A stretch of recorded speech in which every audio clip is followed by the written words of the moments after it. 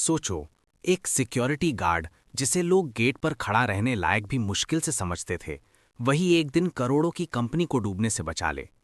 अजीब लगता है ना? लेकिन ये कहानी है हकीकत से भी ज्यादा सच्ची लगने वाली।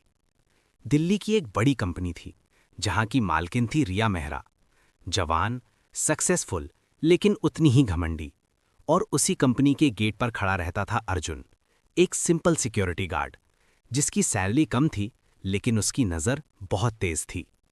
एक दिन एक काली एसयूवी गेट पर आकर रुकी। अर्जुन ने हाथ उठाकर उसे रोक दिया।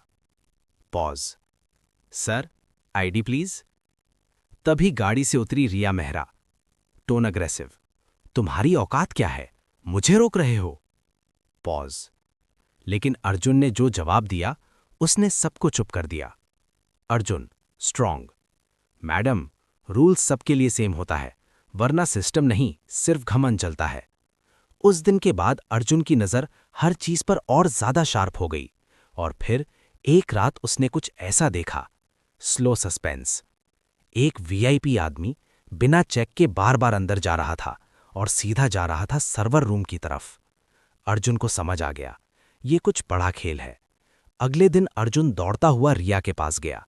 अर्जुन, मैडम, अंदर कोई डेटा हैक कर रहा है। पॉज। रिया हंस पड़ी, मॉकिंग। गार्ड हो, गार्ड की तरह रहो, आईटी एक्सपर्ट बनने की जरूरत नहीं। लेकिन अर्जुन जानता था, अगर आज वो चुप रहा तो कल ये कंपनी खत्म हो जाएगी। उसने खुद ही सच्चाई पकड़ने का फैसला किया। रात को उसने सीसीटीवी फुटेज चेक की और उसे सब समझ आ गया।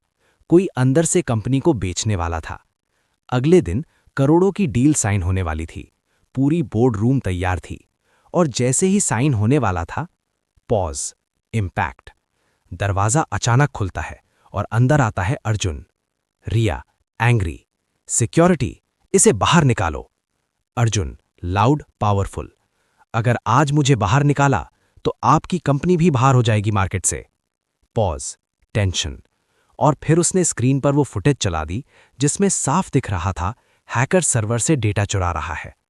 एक पल में सब कुछ बदल गया। रिया चुप थी। पहली बार उसके पास कोई जवाब नहीं था। रिया, सॉफ्ट।